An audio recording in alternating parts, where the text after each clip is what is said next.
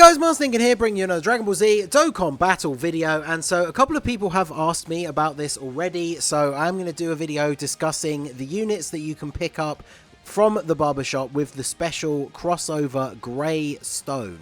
So obviously this is only available if you buy the special stone pack for 100 stones. You get this grey stone. It's about something between $35 and $40 depending on where you are. It's basically the same as when they do the purple stone packs during the anniversary. So obviously if you're free to play, you're not getting any of these, but if you're someone who spends on the game, it's a pretty decent bundle for the amount of stones you get compared to the normal price. It's about the same, but then throwing in the grey stone, you're obviously able to pick a unit of your choice. So we're going to go through some of the ones that I think are the best. Some of the ones that I think are not worth mentioning, I'm not really going to cover at all. So if I don't mention a unit at all throughout the course of the video, they're not one that I recommend getting. But I will try and mention very briefly, even if we just talk over the ones that we are skipping. So I've tried to go through and pick out what ones that I want to give the advice on the most. And obviously one thing that kind of you have to think about going into this, and it's the same with any kind of video like this where we talk about like who you pick with a red, purple, blue stone, whatever, who you buy with coins. A lot of it is going to come down to your box and what you need. So for example, for me, there was a unit that I specifically wanted, which was the STR Super Pycon, because he was the only one that I didn't have. So obviously for me, it was better to get him, you know, have him easy aid fully done at only 55%, because then I can still use him and like mess around on teams, use him in a video or whatever. So for me, it was important to get one of the units that I didn't have. But for other players, you might not care about specific units that you don't have if you think that they're not ones that you're going to use that much. So it might actually be more valuable to get a dupe for a unit that you are going to use more often. So obviously I'm just giving my advice and some tips about some of the units, but ultimately it is down to you and your playstyle and who you need more than other units. So obviously at the end of the day, it's all going to be subjective, but I'm going to tell you what I think. So obviously to start off with, we're going to talk about the Easy A units. So there is a banner for them. It has 3 steps discounted to 30 stones. It's guaranteed featured, and the only 7 featured units are the units getting Easy A's. So if you are missing any of them, it is kind of worth doing the discounted multis if you have the stones to spare. I know obviously people are saving for things in the future, and people who do have stones set aside for heroes, they wanted to use them for the main banner. But I do like the fact that they had that banner for some of the players that, you know, do spend a bit, have a bunch of extra stones and want to try and get some of those older units. Because the Easy A units, if you don't have them, they're not featured on the main banner, so obviously it's very hard to pull them. You just maybe will get one at random, but getting all 7 of them, if you were coming into this fresh without any of the units getting Easy A's, it'd be very unlikely that you get all 7 just unfeatured from the initial banner. So going through all of them, the Super Saiyan 3 Trunks is definitely one of the top ones. He's going to be super good defensively, so any team you can run him on, he is going to be very good. Super Saiyan 3 team obviously got a huge amount of buffs with this celebration, but this guy is one of the main like slot 1 tanks for that team, because he builds up defense over time, but straight away you can put him in slot 1. He's got solid defense. He has a high chance to guard. Sadly, they didn't make it guaranteed, but he still has very good defense regardless. This could come back to bite you in incredibly difficult content where there's a tech enemy, but unfortunately it is what it is. But once he gets a few super attacks off, like, his defense is going to be very high anyway. So he is a very, very solid pick. If you're having trouble doing like Super Saiyan 3 Super Battle Road, or you're preparing for when we finally get the extreme version, like, he's a very solid one to have. So next up, we have the Gotenks. I've seen a lot of people think that Gotenks is the best out of the 3 Super Saiyan 3s. He is very, very solid. So he raises attack and defense for 6 turns, so you can get a couple of stacks out of that. He has 100% attack and defense at the start of the turn, gets an extra 100% attack when performing a super, and then he gets extra key and extra attack and defense up to 3 key 30% with each super attack performed. So once that's done, at the start of the turn he'll be at 130%, and obviously that then makes the 100% attack on super actually slightly higher. He also has a high chance of launching an additional super attack from 5 turns from the start of the turn. So whilst it is a turn limited one, in longer form events, you know, you're still going to have maxed out your passive in those first few turns. And I think giving him additionals is probably the way to go. So in those early turns, you can get maybe 3 supers. So once you're quite far into the event, he's going to be as built up as you could get him anyway. So obviously if that was just permanent, like high chance of performing an additional attack, that'd be pretty damn good. But even for the first few turns, that is very strong. And he has a fantastic link set as well, because he has Kamehameha, which not all of the Super Saiyan 3s are going to have, so he fits onto some other good teams really well. He's just a very, very solid unit. I do like this guy. So next up we have the Gohan. I think I don't want to say he's the worst out of the 3, but you know, originally he was designed to be the more offensive unit, and Trunks was the more defensive one when they both came out at the same time. So he's got solid stats. He gets extra stats when performing a super, which is good. But then he is kind of limited because you need to pick up specific amounts of orbs, which is not a restriction that many people ever enjoy.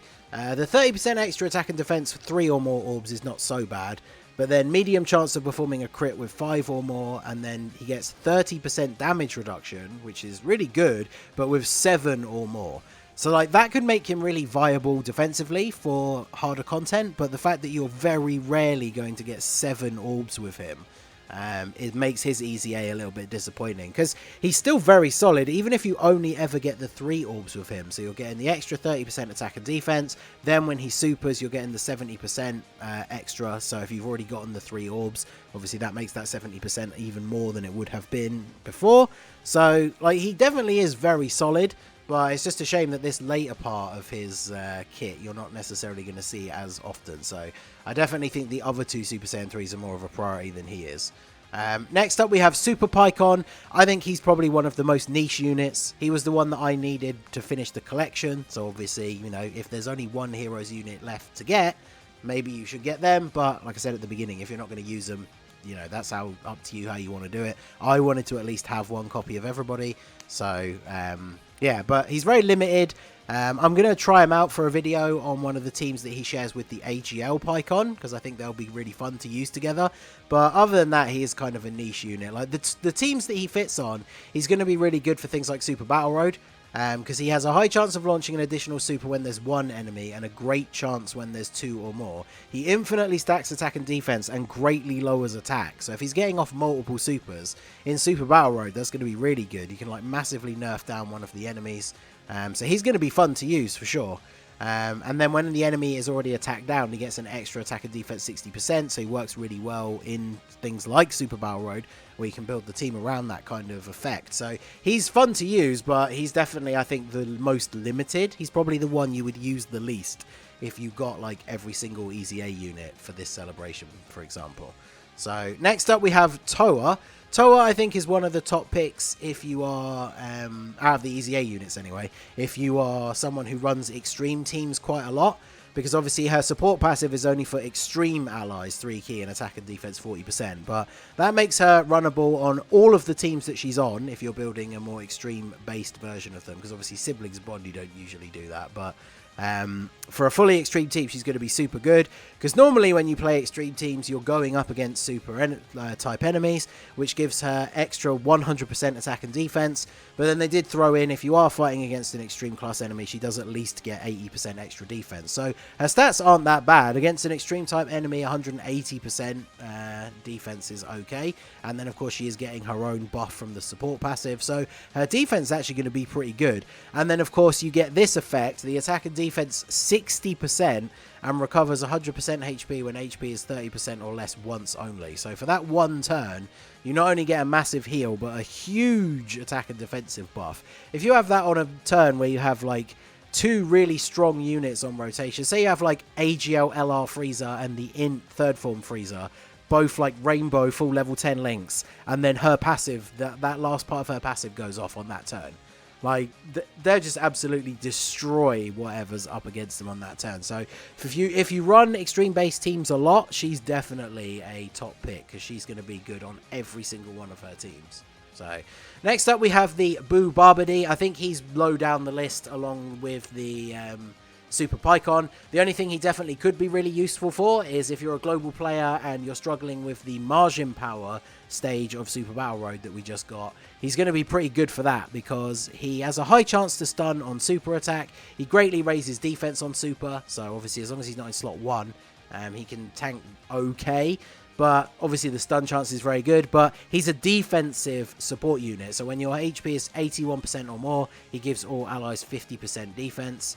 And then he gives allies 3 ki and an attack buff when you are below 80% HP. He also recovers a little bit of health as well. So he could be really, really useful for Margin Power Super Battle Road if you're struggling with it. But otherwise, I don't think he's as good. He's especially not as good as Toa, considering his main role is support. If you had to pick between the two, Toa is obviously not only better, but fits on more teams as well. So I think he's definitely lower down the list. And then next up, we have the Baby Janemba. I've seen a lot of people talking about him. He's very, very good. Obviously, he is largely based around his dodge, so for some of the harder content, you know, you are going to lose that in the final stage. But he has a 50% chance to dodge, and then each time he dodges, he gets a 12% dodge chance as well. So once you've dodged like 1 or 2 attacks, you're potentially just going to dodge everything that comes his way. So in certain events, especially Super Battle Road, he's potentially going to be really, really good.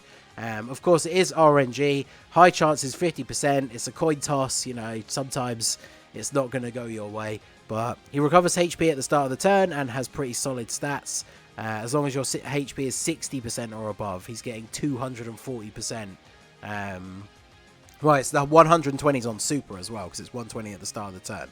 So if you're above 60% HP and you've got support units on the rotation as well, he's actually going to hit quite hard and have reasonably good defense. So even if he, like, you know, one attack does slip through, he's not going to take crazy damage even on Super Battle Road. So he's definitely good as well.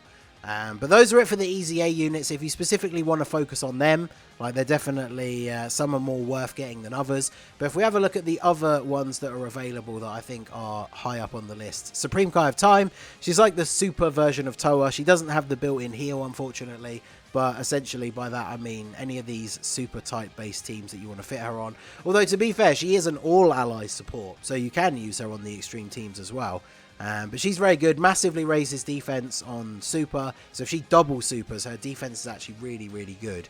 And obviously, you know, now that we know that Heroes units are getting EZAs, hers will probably be a bit further down the line, like probably not next year's celebration, but that is going to happen eventually. And she's definitely a solid pick. She's also good because she fits on a few of the teams, like with God Trunks, and shares some links with him, supports him. So for the teams you want to run God Trunks on, where you need to run other heroes, allies, she's obviously very good for that. Next up we have Super Saiyan 3 Zeno Goku. I didn't put the Vegeta on here because Vegeta is more offense based and his defense is really not very good for harder events, whereas this Goku, he's got solid defense and guards, and then if you have Dragon Ball Heroes allies on the rotation, he has a ton of damage reduction. He can also stun, so he's really good for Super Battle Road, especially when you do have some Heroes allies, because he tanks super well and can stun the enemy. So he's a solid pick, whereas unfortunately the Vegeta is just not quite as useful. Then we have probably the two top picks outside of like the EZA units, which is the Zeno Goku and Zeno Vegeta. Obviously in the art, like their base form when you buy the SSRs, but they have awakened with this celebration into Super Saiyan, and they become like must-run units on their teams. Like Goku family and Vegeta family support is their main passive, but any of the teams they're on that you can field largely in that manner, I think Goku is the one that you can do the most, because obviously with Vegeta, if we look at the teams that he's on that Goku isn't, you can make worthy rivals teams that are mostly Vegeta family units. Gifted Warriors is similar. Is Goku or Goku must be on? Oh no, Vegeta's on there and he's on Turtle School. So Turtle School, Kamehameha. Obviously you can make like full Goku family teams. Super Saiyan as well, because obviously you can use Namek Goku as the leader. So like this guy, you can use him on multiple teams and still get the full benefit of all of his support. So I definitely think he is one of the top picks, and then Vegeta is right behind him. Obviously, God Trunks is a Vegeta family unit, so using them together on teams is something that I've been doing recently, and they work really, really well together. And then the last one I wanted to mention was the Dark Mask King, just out of the older units. He's still very viable in difficult content, and obviously he's on Corroded Body and Mind, which is one of the missions people struggle with for the GT Legendary Goku event. Now that we've got more good Heroes units that you could run with him, because he has to be on rotation with a Heroes unit to really be good, because that's when he gets his guard. And he has 100% attack and defense. As soon as he takes a hit, he gets another 100% defense. When you stack that with him actually having guard, then he's really, really tanky. And then when he attacks, he recovers 10% of the damage he deals as HP. So you can get some of that damage that you've taken back in that first slot as well. So he's really good, but he needs a heroes unit to be run with. And the Black Mask Saiyan, the AGL Vegeta one, is just not very good defensively for difficult content. So you can't really run them as a rotation in, like, say, the GT Legendary Goku event, because Vegeta will just get destroyed by both the Super Saiyan 4 Gokus. So that is who I think is the top picks. If we scroll down very quickly, like this Demigra and Super Mirror, they're just not very good. They'll get easy A's in the future, which will be exciting for the Demigra because he's a really good link partner for the Mechi Kabra. Sealus is a very cool unit, but a bit outdated now, although he's probably going to be one of the next ones that could get an easy A. Same with Great Saiyan Man 3. He's just kind of outdated and not super good anymore. Comba has some really interesting effects for Super Battle Road, so he could be good, but again, he could be one of the ones that gets an easy A soon. Same with Golden Golden Cooler. He's just a good support unit for heroes, but he's a little bit outdated defensively. And then Fu is still a good pick. As long as you're running him with Time Travelers allies, he has a really decent chance to dodge. He seals, so like he's good for Super Battle Road, but he's not, again, he's a little bit outdated at this point, although still works well on a full heroes team. So that's some of my advice for the units that you could pick. Like I said at the beginning, at the end of the day, it's up to you. Even if it's the, the worst unit out of the list, if they're the one that you don't have and you want to have every single heroes unit, then go for it. It's up to you at the end of the day. But that's what I think in terms of the ones that will be the most useful. So let me know what you guys think down below, and let me know who you chose with your one. So that is going to be it for the video, guys. This has been the Masked Ningen. Smash that like button, subscribe to the channel if you are new. Check out the links down below for the Discord and the merch store, and I will see you all again soon. Have a good one.